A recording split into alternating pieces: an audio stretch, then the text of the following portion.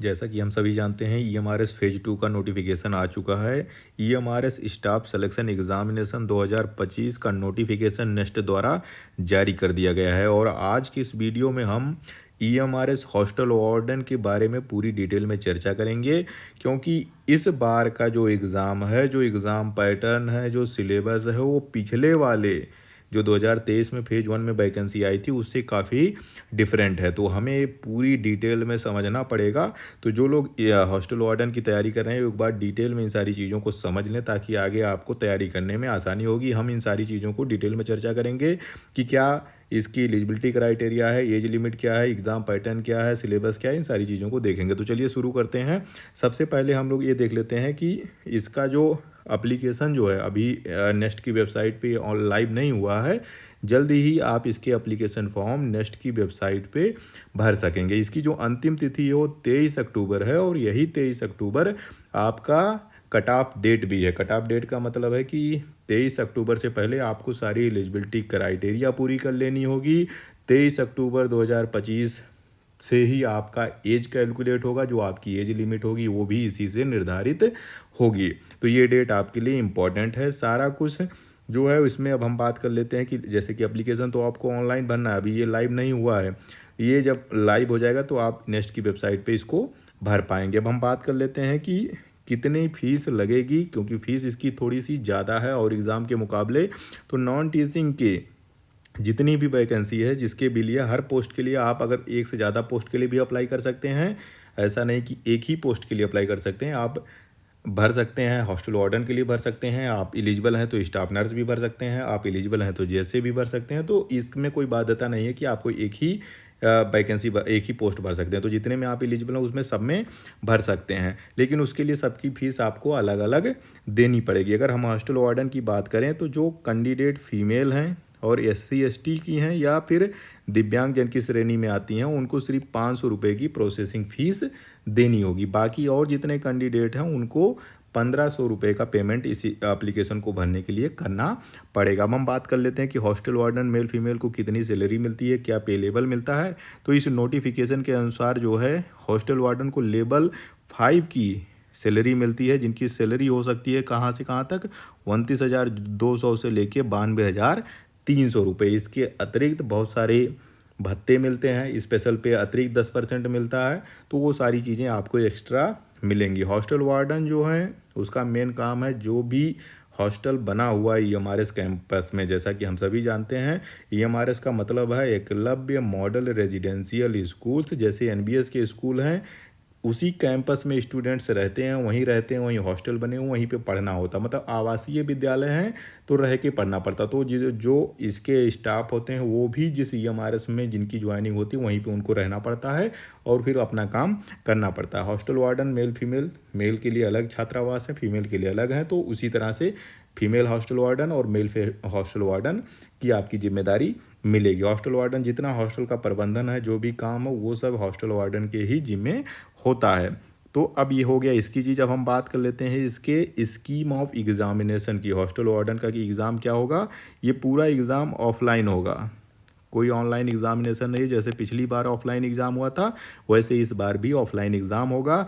लेकिन इस बार जो चेंज हुआ है वो ये है कि 2 टीयर में आपके एग्जामिनेशन होंगे। पहला टीयर होगा जिसमें प्री होगा जो कि क्वालिफाइंग होगा, और दूसरा आपका मेंस होगा जो कि जिसमें एमसीक्यू भी है, डिस्क्रिप्टिव भी है यानी रिटन एग्ज़ाम भी है, और इसी टीयर 2 यानी जो मेन एग्ज़ाम आपका होगा उसी पे आपकी मेरिट बनेगी। कोई इंटरव्यू नहीं है, कोई स्किल टेस्ट नहीं है। तो टीयर 2 का एग्ज़ाम ही आपका फाइनल कट ऑफ बनाएगा, फाइनल मेरिट बनाएगी। तो ऑफलाइन पेपर होगा, और दूसरा है कि इसमें हिंदी और इंग्लिश में बाइलिंगुअल में जैसे पेपर बनते हैं वैसे पेपर रहेगा, यानी हिंदी में भी क्वेश्चन रहेगा और इंग्लिश में भी रहेगा। ये हो गया मोटा मोटा। अब हम इसके दूसरे चरण पे चलते हैं। अब इसका हम समझ लेते हैं कि कितनी वैकेंसी है, कितनी पोस्ट हॉस्टल वार्डन में आई है। जैसा कि हम सभी जानते हैं मेल और फीमेल के लिए इसमें अलग से वैकेंसी निकलती है। मेल वाले में फीमेल की भर्ती नहीं हो सकती और फीमेल वाले में मेल की नहीं हो सकती है। तो टोटल वैकेंसी मेल में ज़्यादा निकली हुई है 346 वैकेंसी, और फीमेल में 289 वैकेंसी निकली हुई है। इसी तरह से इसमें अलग अलग कैटेगरी के लिए जो है रिजर्वेशन दिया गया है। तो मेल और फीमेल दोनों के लिए ये वैकेंसी आपको मिली है हॉस्टल वार्डन में। अब हम इसको आगे देख लेते हैं कि इसमें एलिजिबिलिटी क्राइटेरिया क्या है, एज लिमिट क्या है। तो एज लिमिट इसकी दी गई है 35 साल। अधिकतम उम्र कितनी दी गई है, 35 साल का के कैंडिडेट्स इसको अप्लाई कर सकते हैं। और जो आपकी एज कट ऑफ डेट है एज की, वो है 23 अक्टूबर, जैसा कि हमने पहले बताया था 23 अक्टूबर 2025 का ही आपका कट ऑफ डेट रहेगा। उससे इसमें आप 35 साल से अधिक उम्र आपकी नहीं होनी चाहिए। लेकिन इसमें रिलैक्सेशन मिला हुआ है SC ST और OBC कैंडिडेट्स को, जो कि गवर्नमेंट ऑफ इंडिया रूल्स के तहत मिलती है। अगर आप EMRS के एम्प्लॉय हैं तो आप 55 साल तक इस वैकेंसी को भर सकते हैं।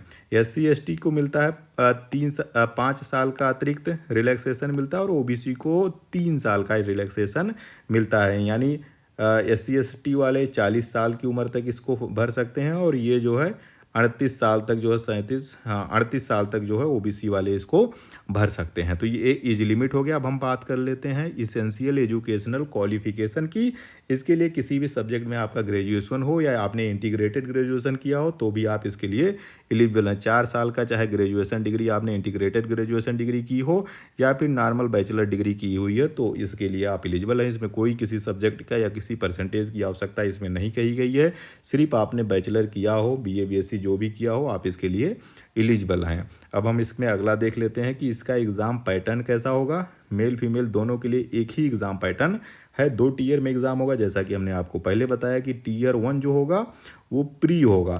प्री मतलब प्रीलिम्स होगा, और ये क्वालिफाइंग होगा। मतलब इसके कट ऑफ ये कट ऑफ में नहीं जुड़ेगा, लेकिन इसको क्वालिफाई करना पड़ेगा। ये जो एग्ज़ाम होगा ये पूरा जो है ऑफलाइन होगा, OMR पे होगा, और पूरी ऑब्जेक्टिव होगा। ऑब्जेक्टिव MCQ टाइप के क्वेश्चन पूछे जाएंगे। 100 क्वेश्चन होगा, 100 नंबर का ये पूरा पेपर होगा, जिसके लिए आपको 2 घंटे का समय दिया जाएगा। अब इसमें क्या क्या पूछा जाएगा, ये पूरा पेपर आपका 5 भाग में टीयर 1 का पेपर बटा हुआ है। पार्ट 1 में जनरल अवेयरनेस 10 क्वेश्चन 10 नंबर का पूछा जाएगा। रीजनिंग एबिलिटी 15 क्वेश्चन 15 नंबर का पूछा जाएगा। नॉलेज ऑफ ICT यानी कंप्यूटर जो है वो 15 क्वेश्चन 15 नंबर का पूछा जाएगा। क्वांटिटेटिव एप्टीट्यूड 30 क्वेश्चन 30 नंबर का पूछा जाएगा।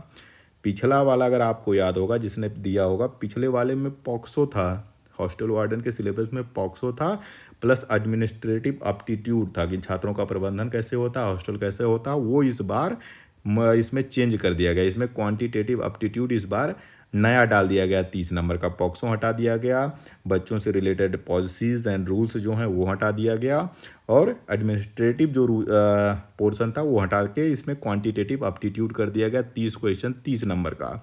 लैंग्वेज इसमें वही है, मतलब लैंग्वेज कॉम्पिटेंसी में 3 लैंग्वेज हैं, जनरल हिंदी, जनरल इंग्लिश और रीजनल लैंग्वेज। हर जो है 10-10 नंबर का आएगा, यानी इंग्लिश 10 नंबर की, 10 नंबर की हिंदी और 10 नंबर का रीजनल लैंग्वेज पूछा जाएगा। इस तरह से भाषा वाला पोर्शन 30 नंबर का होगा। 30 क्वेश्चन इसमें होंगे। इस सब के लिए आपको 2 घंटे का समय दिया जाएगा, यानी 2 घंटे में आपको 100 क्वेश्चन सॉल्व करने हैं। अब हम बात कर लेते हैं जो रीजनल लैंग्वेज है। रीजनल लैंग्वेज में यहाँ दिया गया है कि आप इसमें से कोई एक सेलेक्ट कर सकते हैं। आसामीज़, बंगाली, बोडो, डोंगरी, इंग्लिश भी है। इंग्लिश आप जनरल इंग्लिश तो ले ही सकते हैं, रीजनल लैंग्वेज में भी इंग्लिश सेलेक्ट कर सकते हैं। गारो, गुजराती, हिंदी भी है। हिंदी आप रीजनल लैंग्वेज के रूप में भी ले सकते हैं, और जनरल हिंदी तो आपका रहेगा ही कंपलसरी। तो कन्नड़ भी है, कश्मीरी है, खासी है, मलयालम है, मैनपुरी है, मराठी, मिजो, नेपाली, उड़िया, संथाली, तेलुगु, उर्दू, ये सारे रीजनल लैंग्वेज हैं जिसे आप जो है ले सकते हैं। इसमें 10 नंबर का ये क्वेश्चन अलग से पूछा जाएगा इसमें। तो रीजनल लैंग्वेज में वही कहा गया कि हिंदी इंग्लिश को भी आप रीजनल लैंग्वेज के रूप में ले सकते हैं। अब हम बात कर लेते हैं कि जो लोग टीयर 1 में पास हो जाएंगे वो टीयर 2 एग्ज़ाम देंगे, जो कि आपका मेन एग्ज़ाम होगा, जिसमें MCQ भी हैं और जिसमें डिस्क्रिप्टिव पेपर भी होगा। जो लोग क्वालिफाई करेंगे 1:10 के अनुपात में क्वालिफाई होंगे, मतलब एक सीट के लिए 10 लोग जो है टीयर 2 एग्जामिनेशन में क्वालिफाई करेंगे, उसमें बैठेंगे। अब टीयर 2 जो है वो इसमें वही कहा गया कि 1:10 के अनुपात में क्वालिफाई करेंगे, मतलब एक सीट है तो उसके लिए 10 बच्चे जो है टीयर 2 के लिए कंपटीशन करेंगे। ये पूरा जो है आपका सब्जेक्ट स्पेसिफिक इसमें नॉलेज होगा, सब्जेक्ट स्पेसिफिक इसमें अलग कर दिया गया है। इसका सिलेबस हम बाद में देखेंगे कि क्या सिलेबस है, उसको हम बाद में देखेंगे। इसमें जो है वो 40 क्वेश्चन जो है MCQ टाइप के होंगे, जो कि 40 नंबर का होगा।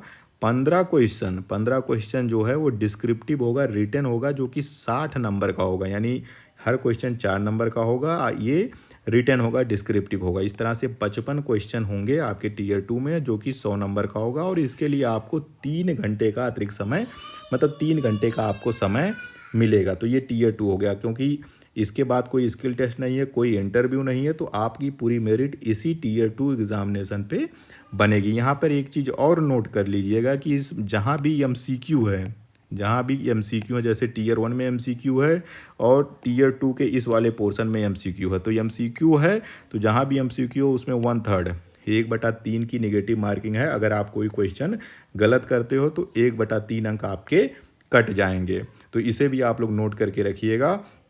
तो ये सारा चीज़ होगा ईएमआरएस हॉस्टल वार्डन का। हॉस्टल वार्डन मेल फीमेल की वैकेंसी आई है।